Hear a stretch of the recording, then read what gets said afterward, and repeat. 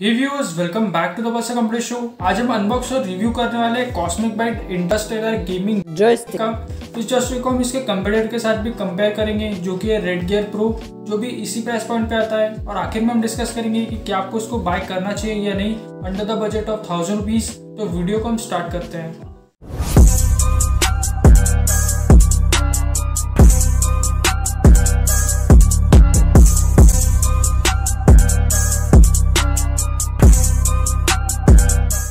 तो पहले बात कर लेते हैं इसके कुछ बेसिक फीचर्स की, इसके बाद हम इसकी अनबॉक्सिंग भी करेंगे। तो इसका जो पहला फीचर है, या फिर आप स्पेक्स भी कह सकते हो, इसमें आपको 12 न्यूमेरिक कीज मिलते हैं एक्सक्लूडिंग एनालॉग और टर्बो बटन। वही इसमें आपको डुअल वाइब्रेशन मोटर्स भी मिलते हैं, मतलब अगर आपके गेम में वाइब्रेशन का फीचर इनेबल है तो ये राइट मोमेंट पे वाइब्रेट भी करेगा।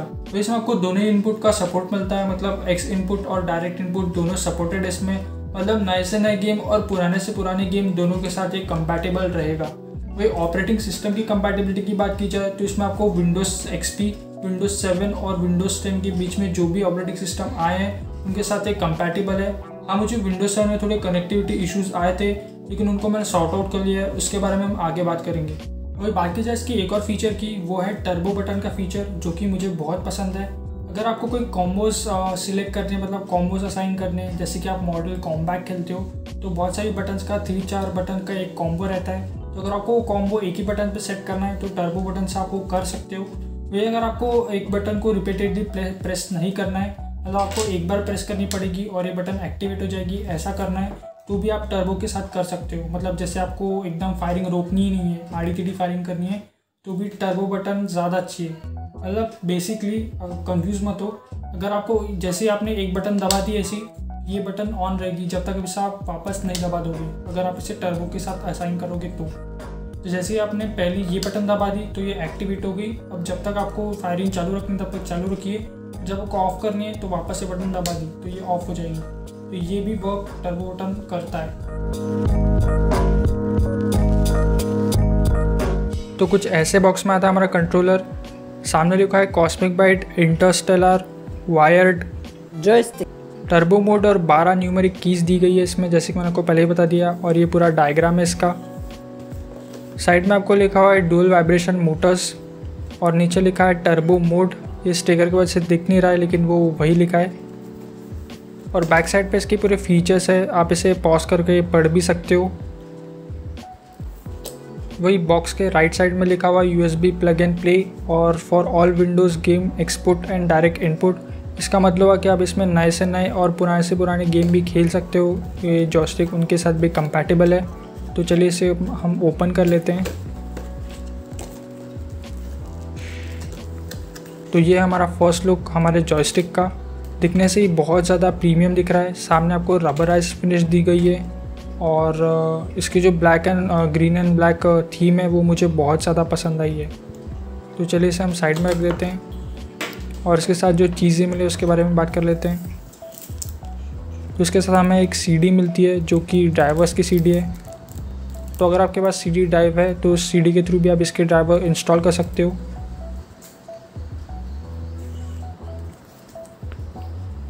एंड इसके साथ आपको एक यूज़र मैनुअल दी गई है, जिसके सामने इसके डायग्राम है और लिखा हुआ है wired game pad for PS3, PC and Android.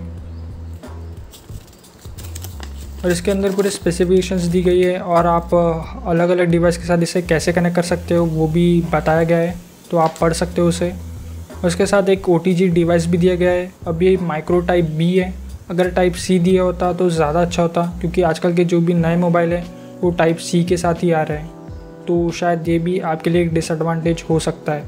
तो फर्स्ट लुक में ये बहुत ज़्यादा प्रीमियम दिख रहा है। इसकी बटन्स की क्वालिटी मुझे बहुत पसंद है, बहुत टैक्टाइल बटन है इसके।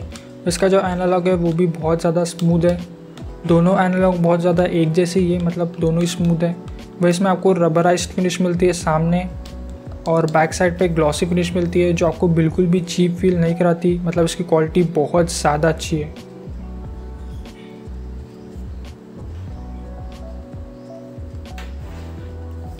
तो ये था हमारा फर्स्ट लुक और अनबॉक्सिंग इस जॉयस्टिक का। बात की जाए बिल्ड क्वालिटी की, तो ये जॉयस्टिक मुझे बहुत ज़्यादा पसंद आया है, क्योंकि सामने इसमें वो आपको रबराइज प्लास्टिक मिलता है, वही बैक में आपको ग्लॉसी प्लास्टिक मिलता है जो बहुत स्टर्डी है। मतलब ओवरऑल इसकी बिल्ड क्वालिटी बहुत ज़्यादा अच्छी है। वही जो इसकी बटन की क्वालिटी है वो भी मुझे बहुत पसंद आई है। एंड जो वायर है वो रबराइज्ड वायर है। अगर ब्रेडेड होता तो ज़्यादा अच्छा होता, लेकिन अभी जो भी इसकी क्वालिटी है वो भी अच्छी खासी है।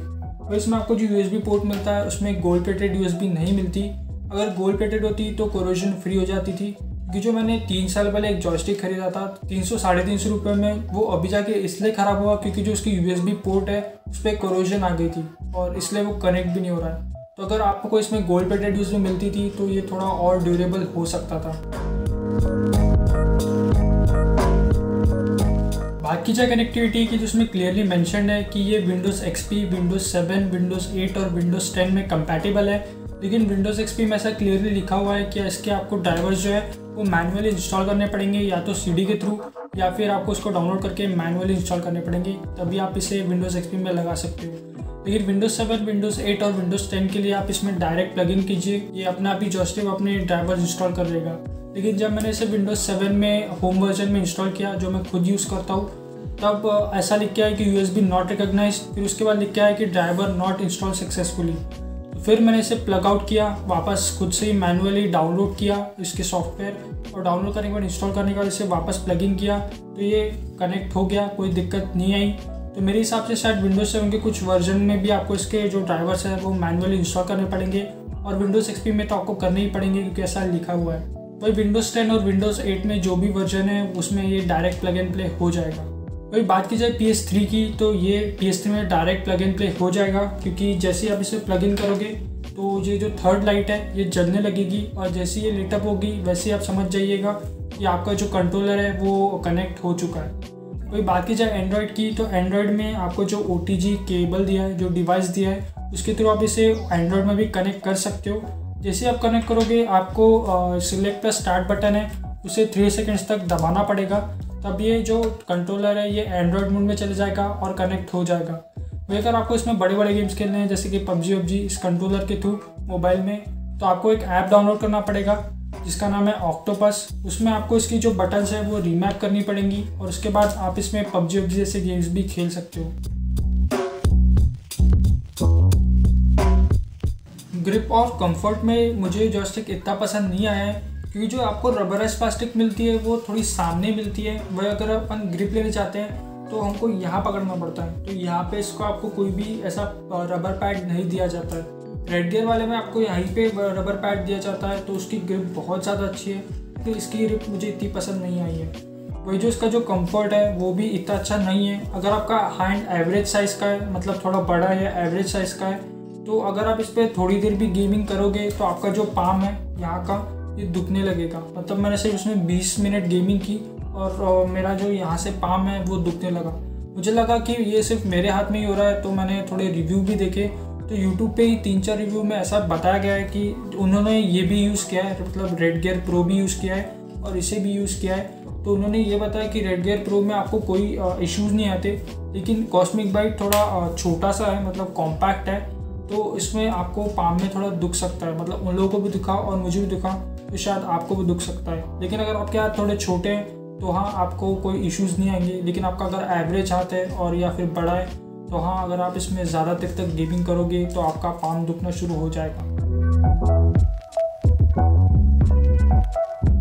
तो जैसे कि मैंने आपको बताया कि इसकी जो बटन्स की और एनालॉग की क्वालिटी है वो बहुत ज़्यादा अच्छी है। एंड इसमें आपको जो XYAB की फीडबैक है वो बहुत टैक्टाइल मिलती है, बहुत टैक्टाइल साउंड करते हैं, जो मुझे पर्सनली बहुत ज़्यादा पसंद है। वह जो सिलेक्टर स्टार्ट और होम की बटन है वो बहुत स्मूथ साउंड करती है, कोई दिक्कत की बात नहीं, क्योंकि हम इसे ज़्यादा बार यूज़ ही नहीं करते हैं। वही जो एनालॉग की बटन है वो बहुत ज़्यादा प्रिसाइज है और आपको कोई भी बटन में कोई भी डिले देखने के लिए नहीं मिलता। वही जो R1 और L1 है वो भी बहुत टैक्टाइल साउंड करती है, और जो R2 और L2 है वो ट्रिगर्स जैसी है, जिनका फीडबैक भी मुझे बहुत ज़्यादा पसंद आया। वही अगर आप इसमें रात में गेमिंग करोगे तो आपका एक्सपीरियंस बहुत ज़्यादा अच्छा रहेगा, क्योंकि जो XYAB की बटन है उसमें आपको बैकलाइट मिलती है।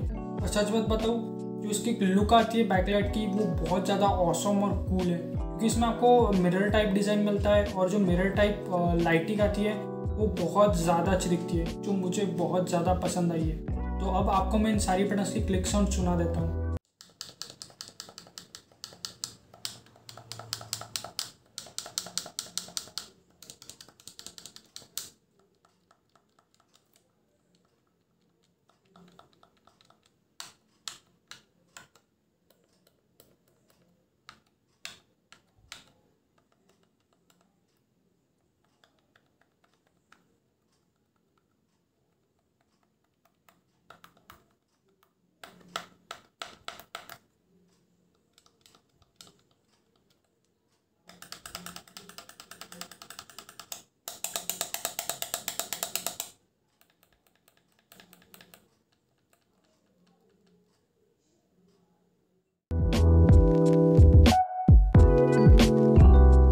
इसको आपको बाय करना चाहिए या नहीं। तो मेरे हिसाब से अगर आपको रेड गियर प्रो और ये सेम प्राइस में मिल रहा है तो आपको रेड गियर के साथ ही जाना चाहिए, क्योंकि ये दोनों में बहुत ज़्यादा सिमिलरिटीज़ है, मतलब इनके जो फीचर्स हैं वो लगभग सेम है।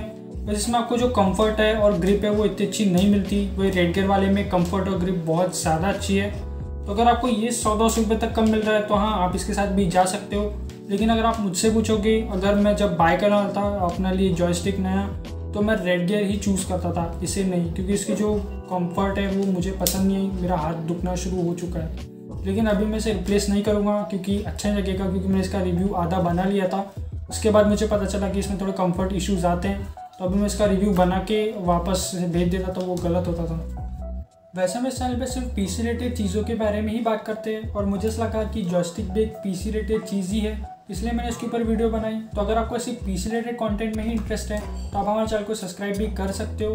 और अगर आपको ये वीडियो पसंद आई तो इस वीडियो को लाइक भी कर दीजिएगा। और अगर आपको बेस्ट APU बिल्ड देखना है अंडर 45K तो आप राइट में क्लिक कर सकते हो।